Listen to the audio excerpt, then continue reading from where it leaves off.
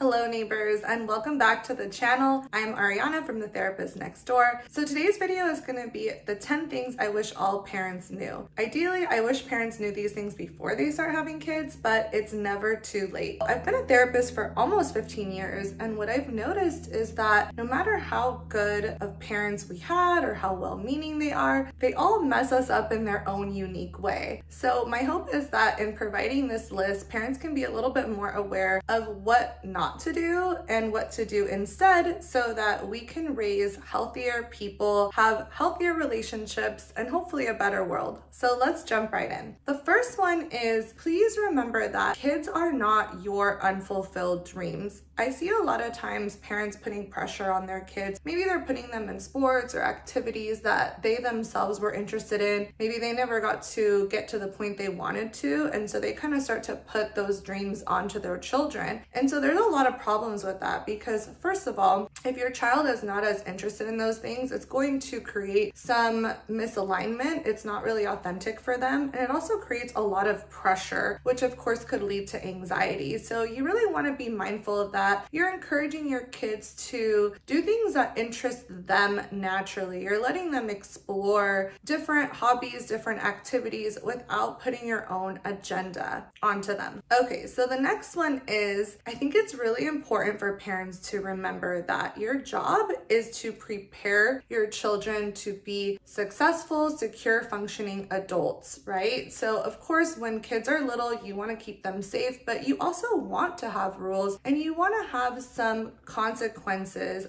along with positive reinforcement, because that's how the real world is. So if we break the law, there's consequences for that. That should be something that starts to be demonstrated in the home with your children. So of course you want to have age-appropriate consequences, but you also want to positively reinforce your children for, good behavior. In addition to this, also comes up attachment. When I say secure attachment, what I mean is that you don't want your child to end up being an adult that has anxious attachment styles. So meaning they tend to be very clingy as adults in their relationships, but you also don't want to raise your child to be too self-reliant and be avoidant and have problems with intimacy.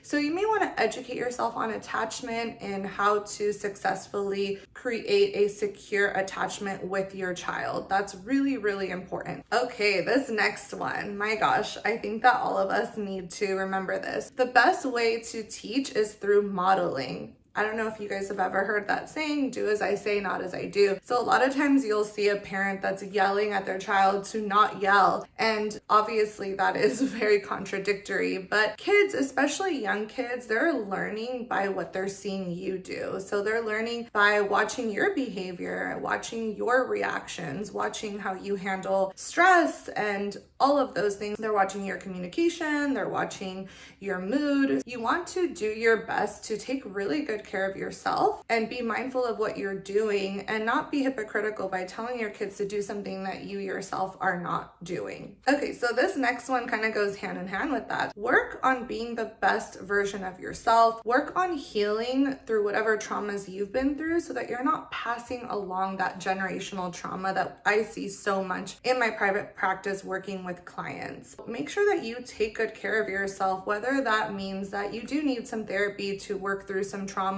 or it's through exercise, through your nutrition. If you are taking good care of yourself, you're going to be a much better parent who's going to be able to be present for your kids. I wish my parents would have known about this one. Please, please, please be mindful not to compare your children to other children. We have to remember that all of us have our strengths and weaknesses. So when we compare our children and we say, oh, look, your cousin is doing so well at this, or your friend is so outgoing, I wish you could be more like that, we're starting to give the message to that child that they are not good enough. And so what that creates is that person as an adult is going to have issues with self-esteem, and they're constantly going to be measuring themselves up to others or comparing themselves to try to get that validation about themselves. So please, please, please be mindful of this. I see this a lot taught in the Latino culture. I'm sure it's present in other cultures as well. Really, really important to not to compare your children to other children. This one's really important too. Now, this is something that happens in romantic relationships. Actually, this is something that happens in all relationships. Stonewalling. I don't know if you guys know what that is. I've talked about it in another video before, but basically stonewalling is when you get upset and you ignore the person you're upset with and you kind of give them the cold shoulder. This happens a lot of times with parents. They get upset with their children for various things, and so they give them the cold shoulder, and what this can do is this can create a lot of guilt and shame for the child. Now,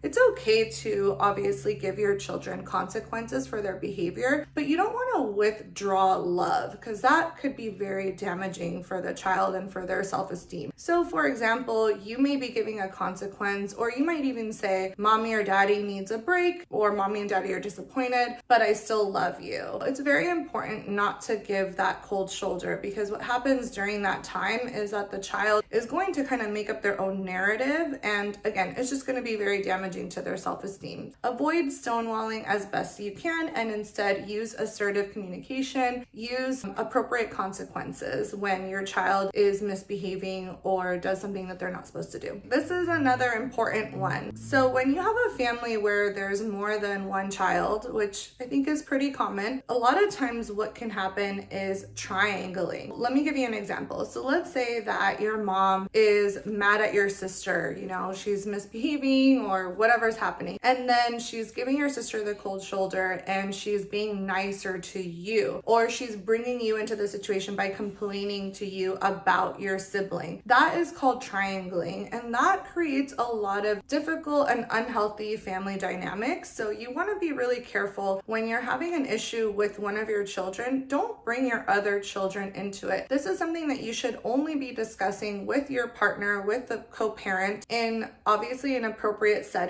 preferably away from the children. You're having space to talk about the parenting strategy. This one, wow, I feel like all of these are really important, but this one's really, really important. Making repairs. I don't know about you guys, but I grew up in a Latin family, and a lot of times in Latin culture and other cultures, parents just don't say sorry to their children. I think that a lot of times parents have this belief that if they say sorry, they're gonna kind of lose all of their parental authority. Going back to the modeling, if your parents never say sorry to you or never make repairs, number one, that's going to be damaging to the relationship with your child, because you are going to make mistakes, and it's important to acknowledge that and take accountability for that. But number two, your child then has no frame of reference for how to take accountability themselves and how to apologize. And obviously that is going to create a lot of problems for them when they are grown up and they're having their own relationships. Please don't think that saying sorry is somehow going to diminish your parental importance or authority. It's just a vital part of human relationships to make repairs. This next one is,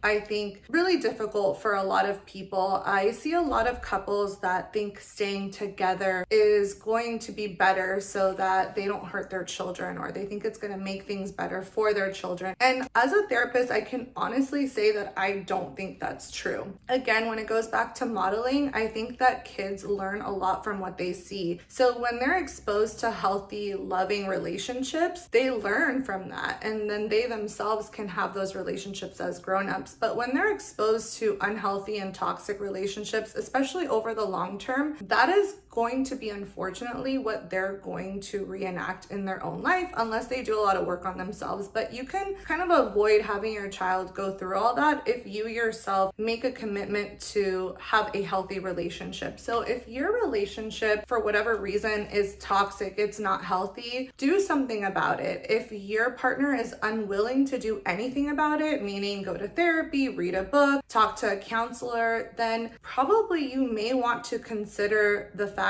that remaining in this relationship could actually be worse for your children. So here's the last one. Co-parenting is key. Unfortunately, a lot of couples just don't work out. Obviously, that wasn't their intention when they got together, but for whatever reason, their relationship didn't work out. I see that a lot of people struggle with co-parenting when the end of the relationship was messy, or there's still a lot of negativity between those two people. And a lot of times people are now only using apps to communicate, or they're only communicating via text. Obviously, I would encourage any communication over no communication, but I just want to say parenting requires a lot of selflessness. So if you have kids, I want you to prioritize what's best for your child. What is best for your child is for them to have two parents that can coexist, that can respect each other, that are on the same page when it comes to parenting, when it comes to talking about your kids' progress with their behavior, with school, with whatever it is that their goals are. The more that you can be on the same page, the better. Now, that doesn't mean that you can't have boundaries with your ex, but just keep in mind that the best thing for your child is for you guys to get along as best you can and be in communication and try your best to be on the same page when it comes to parenting strategies. That is going to help your child have that consistency across the board regarding expectations. I hope that this list was helpful for you guys. I'm sure a lot of you identify it because we all have parents and we've all